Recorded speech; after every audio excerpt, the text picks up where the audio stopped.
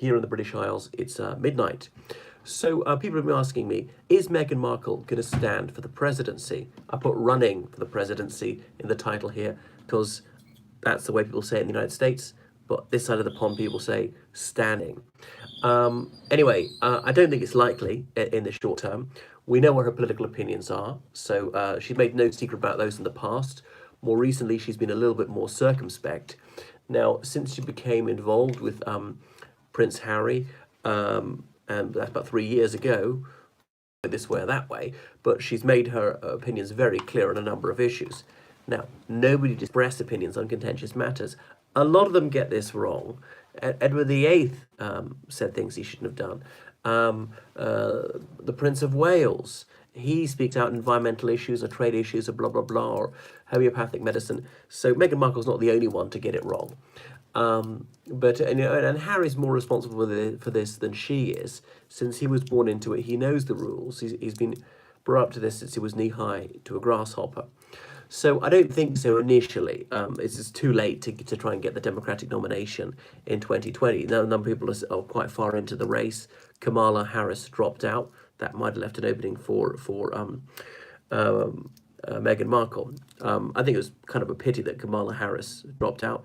I think she had a lot to recommend her. Came across as a bit haughty to me, but hey, nobody's perfect. At least brainy, articulate, someone of probity. So initially have their so-called quiet life in Canada, living in Toronto probably. And they're getting themselves into a lot of trouble, the Duke and Duchess of Sussex, because who's going to pay for their security? That's estimated to cost something like £3 million a year.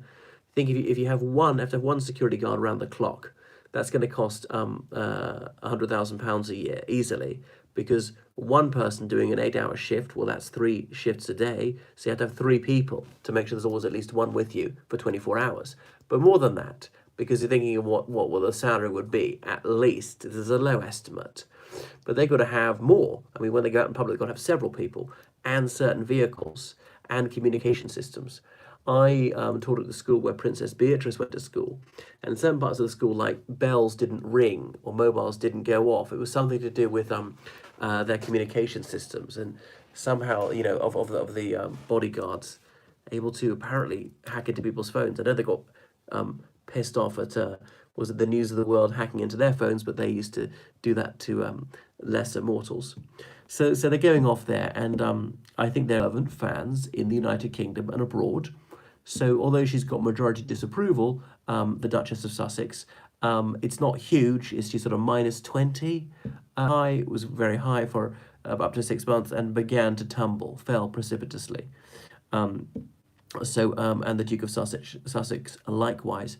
The thing is, I noticed when this whole row was supposedly sorted out a few days ago, the statement from Buckingham Palace said they will not use their titles of Royal Highness.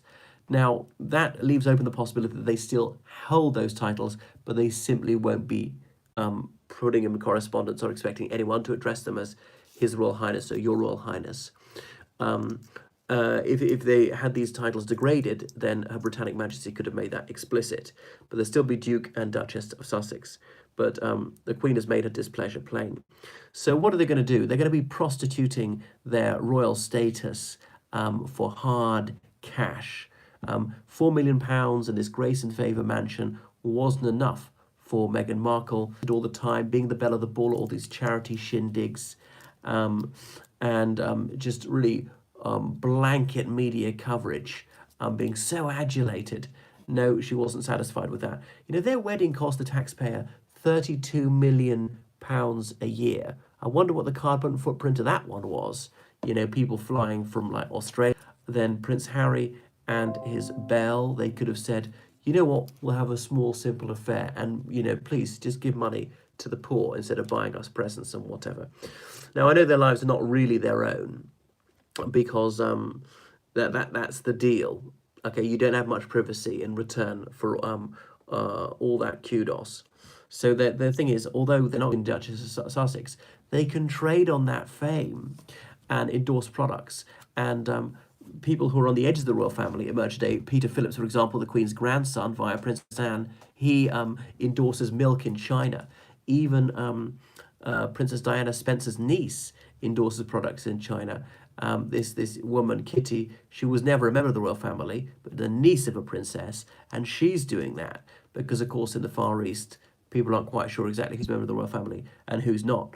Now, there's no law against them doing this. Is this sullying the family's name? Probably.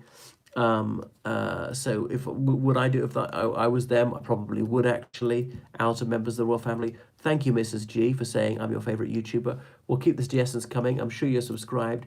Please encourage all your friends and neighbours to do so, and showing me exceptional liberality on PayPal or Patreon would be warmly appreciated. And I'm sure you know people who want lessons online in English literature or English as a foreign language, history, politics, religious studies, French, law, or help with dissertations, essays, articles, things like that, elocution, interview practice, debating, being your tour guide in London.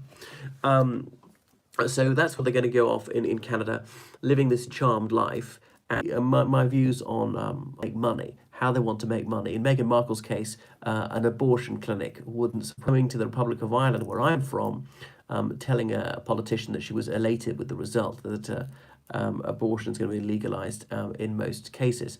It was a highly contentious issue, and it showed real ignorance of her as they make very badly. And there's some people who share her opinion on this issue, but she's got to keep stum. She ought to keep it to herself. So, you know, keep your loud mouth shut. And Harry likewise put a sock in it with regards to all these issues.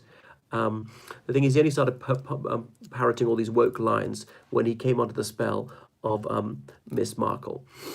So most of the Canadians are irate about this. They're rightly up in arms. Why should they pick up the tab? So yes, Canada is a Commonwealth realm, but the Queen almost never visits there. She's not been there for almost 10 years. Now, when she's there, then the Canadian taxpayer will pay for security, but they don't have to pay for it permanently. And, you know, Meghan Markle and Prince Harry, they want to be ordinary people. Well, you can't have it both ways. I mean, I don't know what basis they get to move to Canada.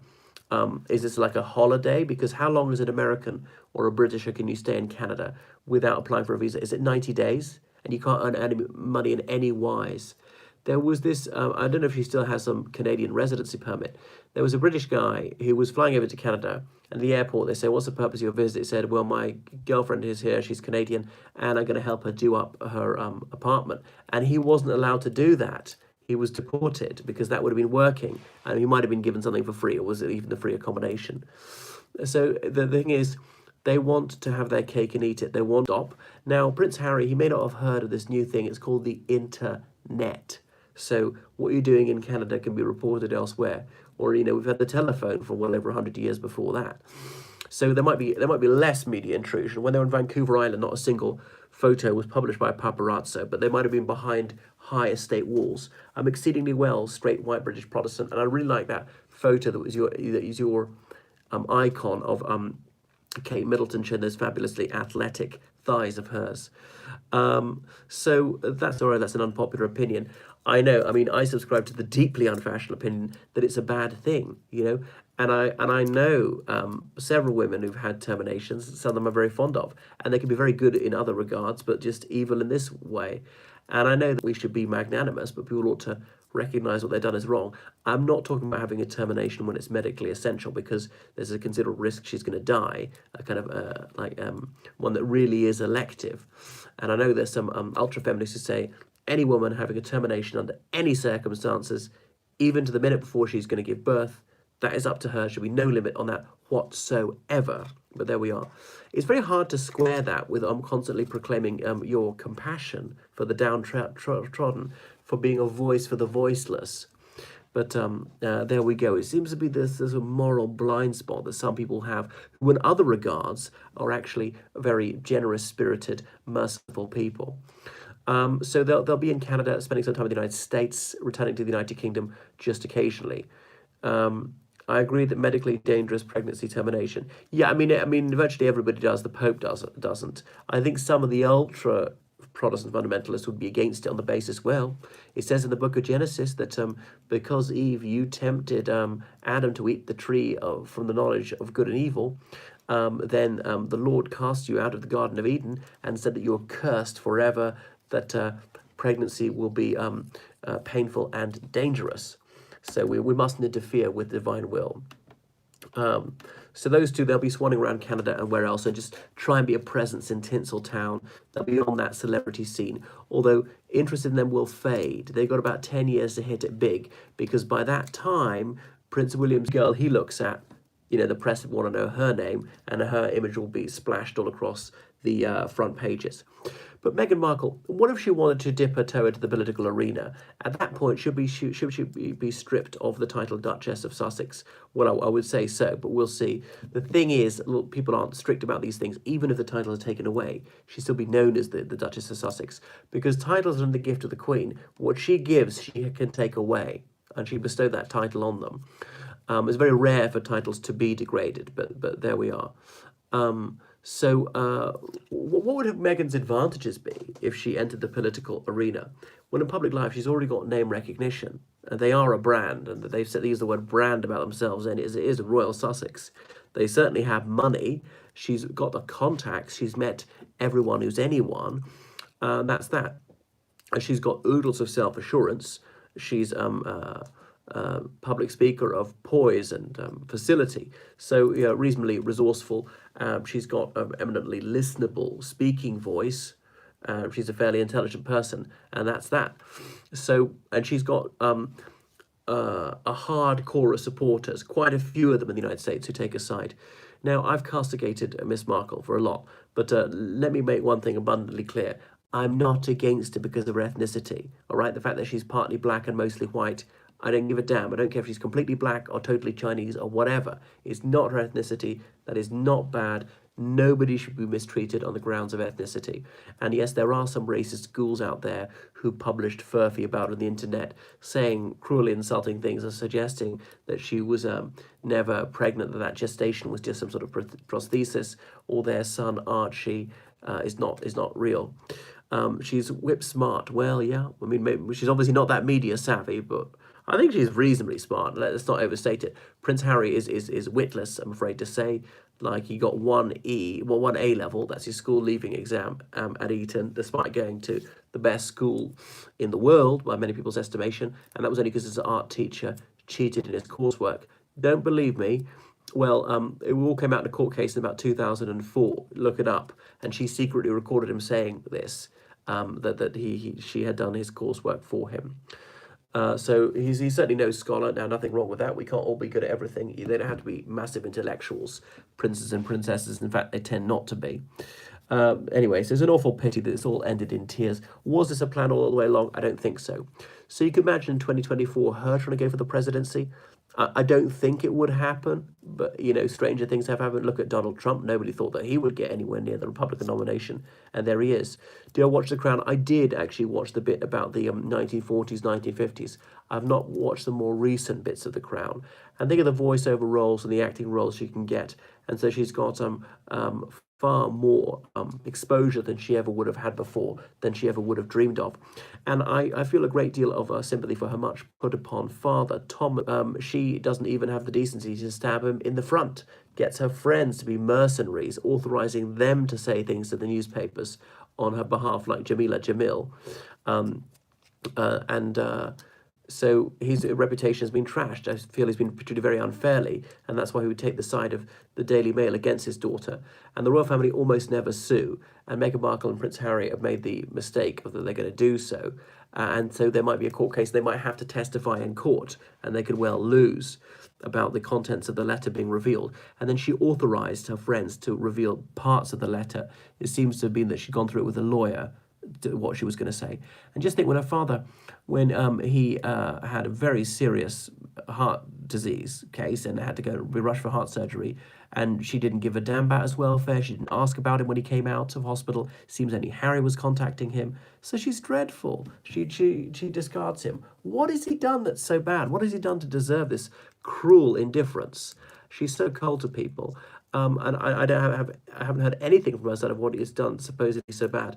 And then also she lied to people at some rallies saying that she had to pay her way through higher education. That's not true. At Northwestern, her father was sending her money. That's what he says. I'm not absolutely sure he's telling the truth, but she certainly has previous for lying and betraying people. but maybe he could show some bank records to prove that's the case. And if she didn't get money from her father, was it from her mother? Maybe, or else how did she support herself? What job was she doing to pay this money, or did she pay it back afterwards? There was no explanation of how she managed if it wasn't for that. He really hit the nail on the head, saying that it's terrible. My daughter, she achieved every little girl's dream. She became a princess, and all she got, that $6 million a year, wasn't good enough for her. So, and now she's just getting away for money, and the royal money, the royal name is being tarnished. So it's despicable. And as I say, Prince Harry is very bad as well. He's turned his life and turned his back on his family. Was pro-life when she was born. Huh, well, good point. Why is it okay for other people to be aborted, but not for you to be aborted? And some of the things, feticide, it's called it. Well, let's be frank. Facide, as in sidere, as in to kill, like suicide, fratricide, infanticide, is about killing. So feticide is about killing a fetus. You can only kill it if it's alive in the first dose. We don't give it to them. Or about, it's about vivisection, about pulling off the limbs and so on. Anyway, so that's enough about Meghan Markle. I'll ring off quite soon. So thank you for your donations on Patreon and PayPal. Please keep them coming. PayPal, it's georgecallahan79@gmail.com. Make sure you're subscribed. We've got 2,500 subscribers, so I'm elated. And share these videos, please. On social media, I'm on Twitter, I'm on Facebook, I'm on Instagram. I don't think I'm on anything else. That's enough for the moment. And please keep your suggestions coming about things that you'd like to see. Anything else to say about Meghan Markle? Nothing really. Very disappointing. And I got to take my hat off to people like Yasmin Alibi Brown and Jermaine Greer, prophetesses, both of them, because they forecast that. I didn't see it coming. So there we are. Well, I suppose being falling into a morass of obscurity, that's what hurt her most, so that should happen. I mean, she's not an evil person, and she has a few good things. Maybe she does care about some of these causes. So she's a reasonably accomplished person, so I do give her some credit for what she's done. So they'll supposedly pay back the 2.4 million that was spent on Frogmore being tarted up for them, and take no more taxpayers' money. Their father, the father, Prince Charles, he's got money through the Duchy of Cornwall. He can still give it to them. And bear in mind, Prince Harry inherited a huge sum of money, £13 million. I remember reading a quotation about him when he was in the army. He didn't want to be looked at as a prince. Well, I mean, he could have renounced his title years ago. And the other thing is, come on, for that amount of money, it's not that bad. Most people have it far worse. Okay, I'm going to ring off now. Thank you for everybody. So good night.